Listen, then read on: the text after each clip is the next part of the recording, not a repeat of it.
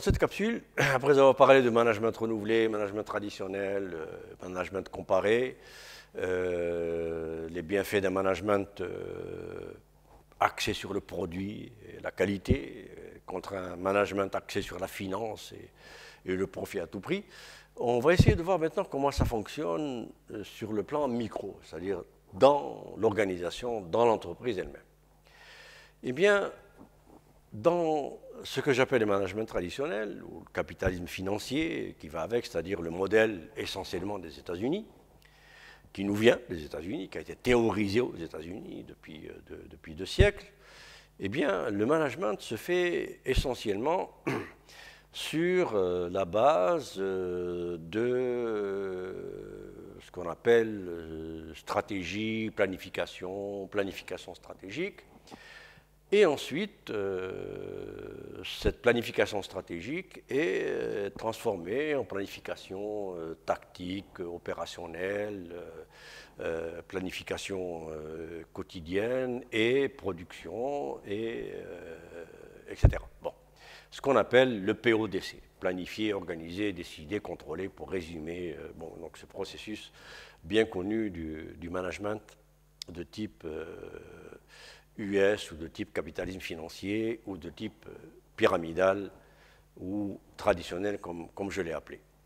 Or, dans ce management-là, ce qui se passe, c'est que le premier tiers de la pyramide est considéré, en gros, est considéré comme le lieu où on peut, il y en a le droit, il y en a les capacités, il y en a le pouvoir de réfléchir, de penser, d'analyser, de planifier et de transformer tout ça en directive, en plan opérationnel, en tâches, en exécution à effectuer dans le reste du bas de la pyramide.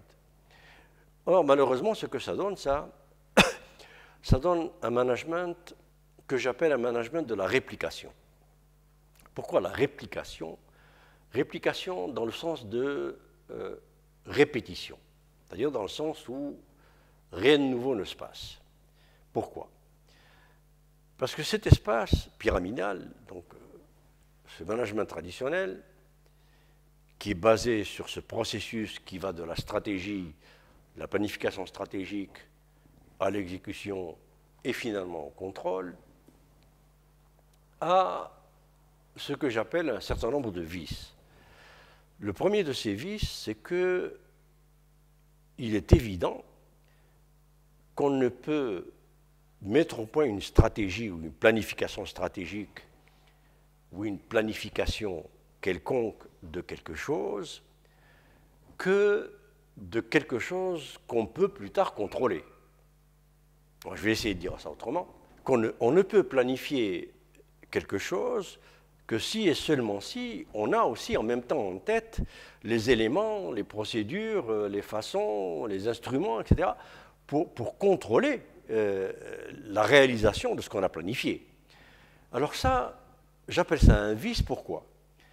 Parce que si aujourd'hui, je planifie quelque chose qui doit être fait dans un an, bon, disons un an, dans 12 mois, et que je pense aujourd'hui en même temps, parce que je n'ai pas le choix, je ne peux pas faire autrement, en même temps, les éléments qui vont contrôler, qui vont m'assurer que d'ici 12 mois, va être fait ce que j'ai planifié aujourd'hui. Ça veut dire immédiatement, et ça c'est le deuxième vice, que ce qui va être fait dans un an, dans 12 mois, sera forcément exactement, ou à peu près exactement, ce que je viens de penser aujourd'hui, ce que je viens de planifier aujourd'hui. Bon. Alors qu'est-ce que ça donne, ça? Ça donne comme conséquence que ça élimine, ça rend impossible toute forme de modification en cours de route. Bon, imaginons que ce que j'ai planifié aujourd'hui, pour que ça sorte dans 12 mois, eh bien, dans 2 mois, 3 mois, les Japonais, les Allemands, les Chinois, enfin je ne sais qui, ont sorti quelque chose qui, dans le domaine que j'ai planifié, rend ce que j'ai planifié est complètement dépassé. Eh bien, si quelqu'un, dans mon organisation, dans ma pyramide, s'en rend compte quelque part dans les échelons inférieurs de la pyramide, parce que moi, je planifie évidemment depuis un échelon supérieur, et qu'il veut modifier les choses, il ne peut pas, parce qu'il n'a pas le droit de discuter le plan. Tout ce qu'il a le droit de faire, c'est d'exécuter, puisque, par définition, ce management-là, comme je l'ai déjà expliqué, traditionnel, est basé sur le fait qu'on est de supérieur, inférieur, penseur, non-penseur, penseur, non-penseur, penseur, non-penseur, et ceux qui ne pensent pas ou qui pensent moins ne doivent que exécuter.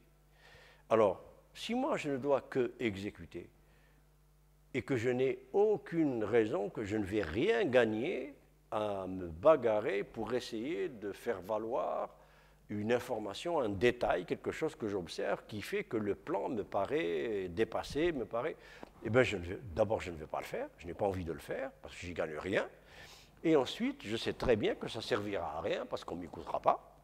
Ou alors, on va m'écouter dans 3 mois, parce que mon patron n'a jamais le temps, parce qu'il est toujours en réunion, parce qu'il est trop important, parce qu'il ne reçoit pas l'ouvrier, parce que l'ouvrier n'est pas censé penser ou avoir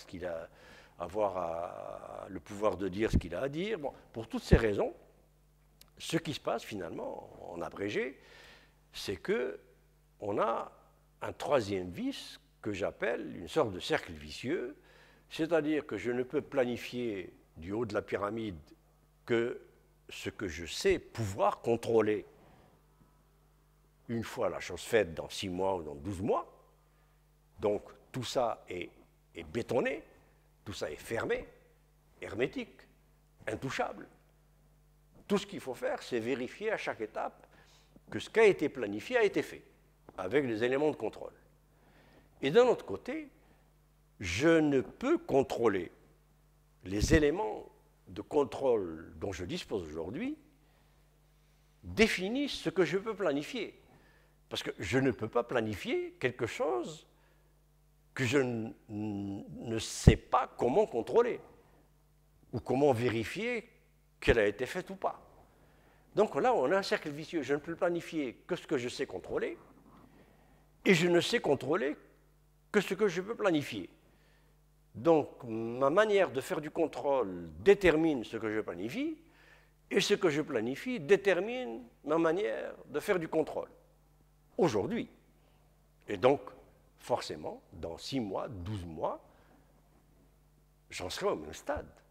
Je n'aurai pas bougé puisque tout ça est intouchable, il faut l'appliquer et c'est tout. Or, de l'autre côté, comment ça se passe? Management sphérique, c'est aux intersections des comités, depuis l'atelier jusqu'au directoire de décision stratégique.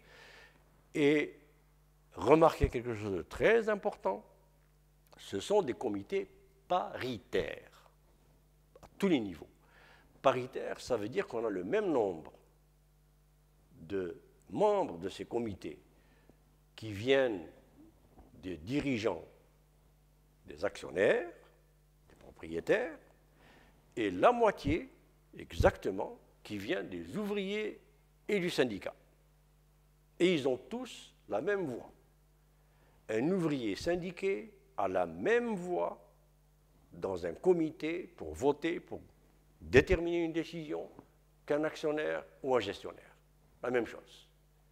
Et c'est partout jusqu'au directoire stratégique.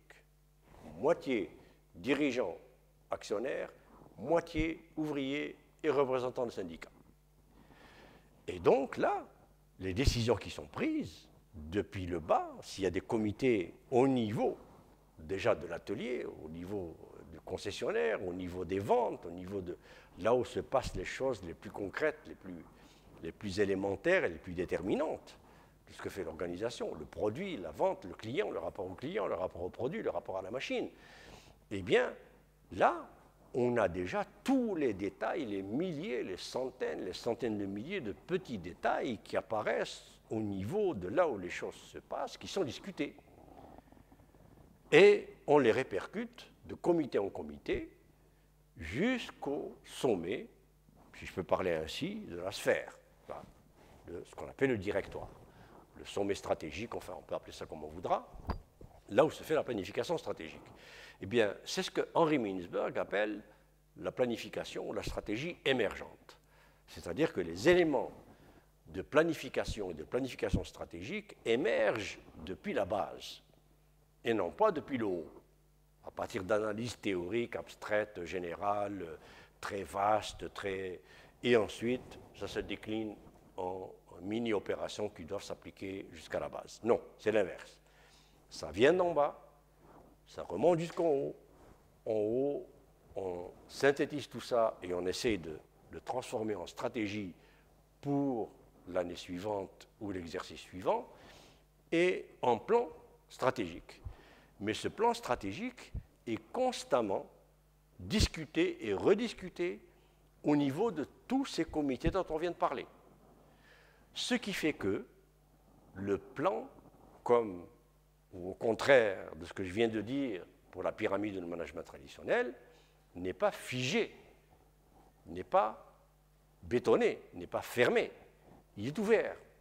Donc à n'importe quel niveau où il y a un comité qui discute un aspect de ce plan stratégique et qu'on s'aperçoit qu'il y a quelque chose qui est dépassé, qui n'est plus du temps dans lequel on est, eh bien, on peut modifier le plan.